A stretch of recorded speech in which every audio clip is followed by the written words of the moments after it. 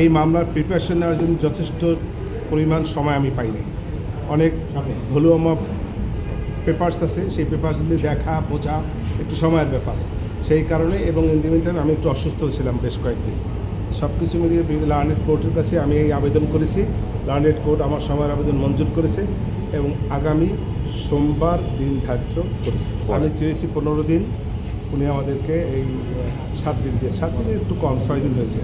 ঐতিহাসিক মামলা বলেছি, বাংলাদেশের ইতিহাসে বাংলাদেশের কোনো প্রাইম মিনিস্টারের বিরুদ্ধে এই রকমের আন্তর্জাতিক অপরাধ ট্রাইব্যুনালে ইতিপূর্বে কোনো মামলা হয় নাই। অতএব এই শেখ হাসিনার সাবেক প্রাইম মিনিস্টার শেখ হাসিনার পক্ষে এরকম কোনো মামলা বাংলাদেশে, মানে শেখ হাসিনা বলতে চাচ্ছি যে আরও অন্য কোনো প্রধানমন্ত্রীর বিরুদ্ধে এরকম কোনো মামলা হয় না। এবং একটি কঠিন গুরুতর চার্জের মামলা।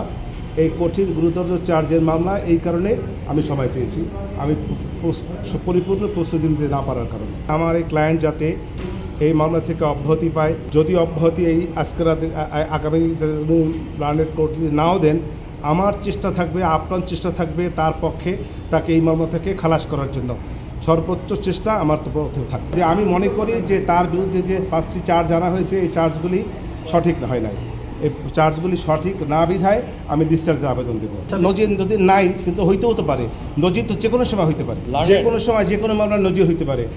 আর ইতিপূর্বে ছিল দেখে যে বর্তমানে এই মামলায় ক্ষেত্রে হবে না, এ কথা তো আমি কেউ বলতে পারি না। অবশ্যই না তাদের সঙ্গে যোগাযোগ করবো কেন, কারণ আমি মনে করি আমি বাংলাদেশের সাবেক প্রধানমন্ত্রী ছিলেন, তার পক্ষে ইতিপূর্বেও আমি তার পক্ষেই ছিলাম, রাষ্ট্রপক্ষে, আজকেও আমি রাষ্ট্রপক্ষে তার পক্ষে। এই 5টি অভিযোগ তার বিরুদ্ধে লাই করবে না, কিন্তু আমি একটা কথা বলেছি যে এর বিস্তারিত ব্যাখ্যা আজকে আমি দিতে পারবো না, আমি সাফিসিয়েন্ট পড়াশোনা করতে পারি নাই, কিন্তু আমি বলছি তো আমি অসুস্থ ছিলাম।